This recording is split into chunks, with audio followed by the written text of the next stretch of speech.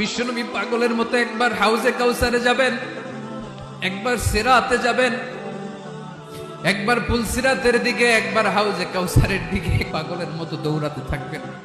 তার কোনো গুনাহগার উম্মত যাতে জাহান্নামে ঢুকে না যায়, সেদিন কেউ সুপারিশ করতে পারবে না বিশ্বনবী ছাড়া। এজন্য 5 নম্বর আল্লাহ বললেন, মান যাল্লাযী ইয়াশফাউ ইনদাহু ইল্লা বিইযনিহি। কার সাহস আছে, কার এত বড় বুকের পাটা কিয়ামতের কঠিন দিন আল্লাহর সামনে দাঁড়িয়ে সুপারিশ করবে? কারো ক্ষমতা, কারো ক্ষমতা নাই। বিশ্বনবী সেদিন সিজদায় পড়ে উম্মতের জন্য কাঁদবেন, সবাই কাঁদবে, নফসি নফসি, আল্লাহ আমারে বাঁচাও, আল্লাহ আমারে বাঁচাও। বিশ্বনবী বলবেন, উম্মতি উম্মতি। বিশ্বনবী আমার জন্য কাঁদবেন, আপনার জন্য কাঁদবেন।